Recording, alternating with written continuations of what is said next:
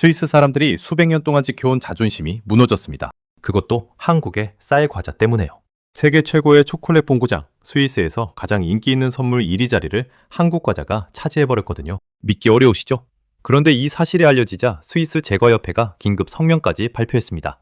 오늘 이 영상 끝까지 들으시면 왜 이 일이 단순한 과자 이야기가 아닌지 이해하시게 될 겁니다. 스위스 하면 뭐가 떠오르시나요? 알프스, 시계, 그리고 초콜릿이죠. 특히 초콜릿은 스위스의 국가 정체성과도 같습니다. 린트, 토블로론, 스프링리.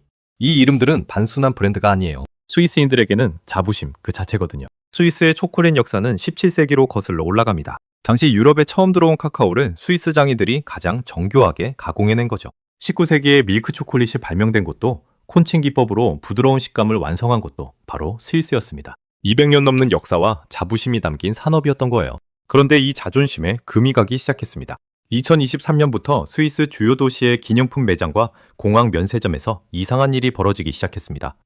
한국 식품 코너가 생겨나더니 그 앞에 사람들이 줄을 서기 시작한 거예요. 처음에는 관광객들이 신기해서 집어드는 정도였습니다. 그런데 이게 점점 심각해졌죠. 2024년 말 스위스 최대 유통업체 미그로의 연간 보고서가 충격을 안겼습니다.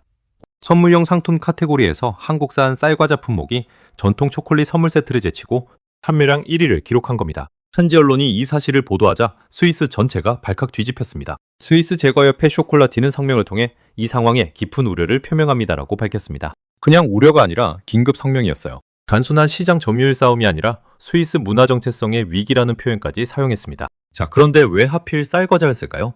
여기서부터 진짜 흥미로운 이야기가 시작됩니다. 한국 쌀과자의 대표 주자는 여러분도 잘 아시는 제품들입니다. 뻥튀기 형태의 전통 쌀과자부터 시작해서 찹쌀떡 형태의 부드러운 과자, 다양한 맛으로 세분화된 현대식 쌀 스낵까지요. 이 제품들이 스위스 시장을 어떻게 공략했는지 살펴볼게요. 첫 번째 이유는 건강 트렌드였습니다. 스위스 사람들은 건강에 굉장히 민감합니다. 유기농 식품, 글루텐 프리, 자연 재료 이런 키워드에 매우 예민하게 반응하죠. 그런데 한국 쌀과자는 이 모든 조건을 충족했습니다. 밀가루 대신 쌀로 만들어지고 인공 첨가물이 적으며 원재료가 단순하거든요. 스위스의 글루텐 불내증 인구는 전체의 약 1% 수준이지만 글루텐을 피하려는 사람들은 훨씬 많습니다. 이들에게 쌀 과자는 완벽한 대안이었던 거예요. 맛있으면서도 죄책감 없이 먹을 수 있는 간식이라는 포지셔닝이 정확히 맞아떨어진 겁니다. 두 번째 이유, 이게 핵심인데요. 한류의 힘이었습니다. 스위스에서 한국 드라마와 K-팝 팬층이 폭발적으로 성장했습니다. 특히 10대와 20대를 중심으로 한국 문화에 대한 관심이 엄청났죠. 드라마에서 주인공들이 먹는 음식, 편의점 장면에 등장하는 과자들, 이것들이 자연스럽게 호기심을 자극했습니다. 한류 팬들이 처음에는 한국 식품 전문점에서 과자를 사기 시작했습니다. 그 다음 SNS에 인증샷을 올렸죠. 틱톡과 인스타그램에서 한국 과자 먹방이 바이럴되면서 더 많은 사람들이 호기심을 갖게 됐습니다. 그리고 한번 맛본 사람들은 계속 찾게 되더라는 거예요. 스위스 베른 대학의 소비자 행동 연구팀이 이 현상을 분석했습니다. 연구 결과에 따르면 한국 과자를 구매한 스위스 소비자의 68%가 한류 콘텐츠를 통해 처음 접했다고 답했습니다. 문화가 식품 소비를 이끄는 전형적인 사례가 된 거죠. 세 번째 이유는 맛의 다양성이었습니다. 스위스 초콜릿이 아무리 훌륭해도 기본적으로 달달한 맛 계열이잖아요. 하지만 한국 쌀 과자는 달콤한 것부터 짭짤한 것, 매운 것, 고소한 것까지 스펙트럼이 굉장히 넓습니다. 다양성 면에서 압도적으로 앞선 거죠. 특히 매운맛 계열 제품이 스위스에서 예상 외의 인기를 끌었습니다. 한국의 불닭맛 과자가 현지에서 챌린지 형태로 퍼지면서 엄청난 관심을 받았거든요. 맵다고 소문난 과자를 먹어보는 것 자체가 일종의 문화적 체험이 된 겁니다. 잠깐, 여기서 놀라운 사실이 있습니다. 스위스 추리 시내 한 백화점에서는 아예 한국 쌀 과자 전용 팝업 스토어가 열렸습니다. 오픈 첫날 200명이 줄을 섰고 준비한 물량의 90%가 2시간 만에 소진됐습니다. 이 광경이 현지 뉴스에 보도되면서 더 큰 화제가 됐죠. 네 번째 이유, 선물 문화와의 결합이었습니다. 스위스 사람들은 지인에게 선물할 때 뭔가 특별하고 독특한 것을 선호하는 경향이 있습니다. 초콜릿은 워낙 흔하다 보니 오히려 식상해진 면이 있었거든요. 모두가 스위스 초콜릿을 선물하니까요. 그런데 한국 쌀 과자는 달랐습니다. 여전히 새롭고 설명이 필요하고 받는 사람이 신기해하거든요. 이국적이면서도 맛있고 가격도 합리적입니다. 선물하는 사람 입장에서는 차별화가 되고 받는 사람 입장에서는 신선한 경험이 되는 거죠. 크리스마스 시즌에 한국 쌀 과자 선물 세트를 주고받는 것이 일부 젊은 층 사이에서 트렌드가 됐습니다.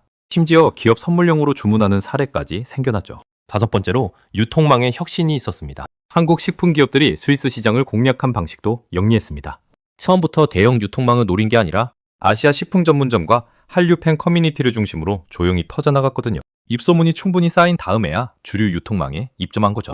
이 방식이 오히려 더 효과적이었습니다. 마치 비밀처럼 퍼지는 정보처럼 알만한 사람들만 아는 것이라는 느낌이 희소성과 특별함을 만들어냈거든요. 그렇다면 스위스 제과협회는 왜 이렇게 격하게 반응했을까요?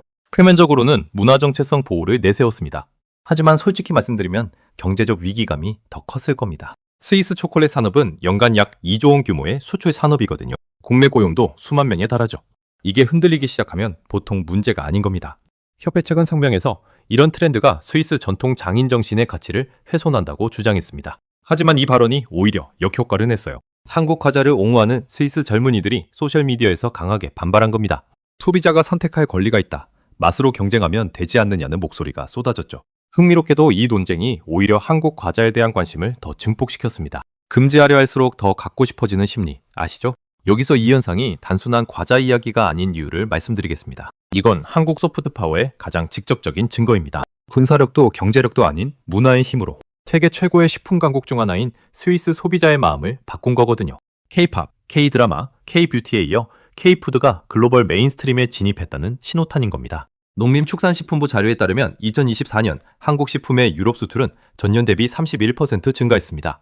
이 중 과자류의 성장세가 가장 두드러졌고요. 스위스뿐만 아니라 독일, 프랑스, 네덜란드에서도 비슷한 현상이 나타나고 있거든요. 한국 쌀 과자 업체들도 이 기회를 놓치지 않았습니다. 유럽 시장 전용 패키지를 개발하고 현지 언어로 된 마케팅 콘텐츠를 제작하고 유럽 최대 식품 박람회 아누가와 시알에 대거 참가하고 있습니다.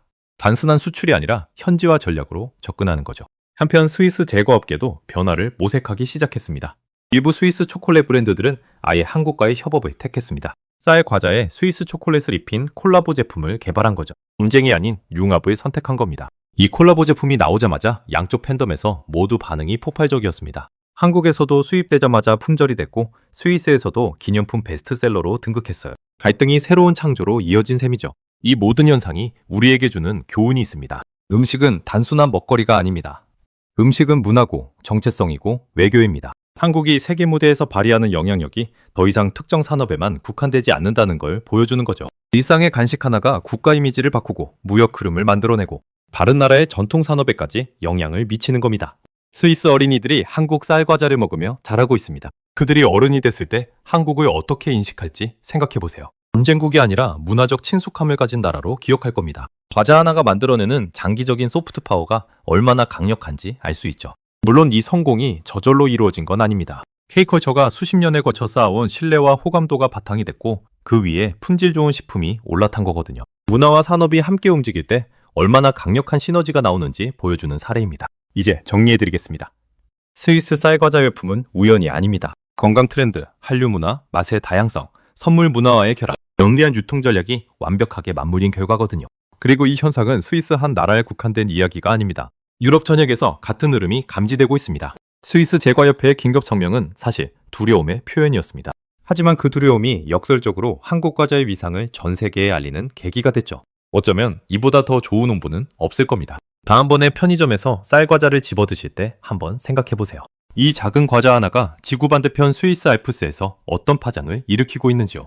대단하지 않습니까? 우리가 먹는 것, 우리가 즐기는 것, 우리의 일상이 만들어내는 문화의 힘을 절대 작게 보지 마세요. 세상은 생각보다 훨씬 빠르게 변하고 있으니까요. 그리고 그 변화의 중심에 지금 한국이 있습니다.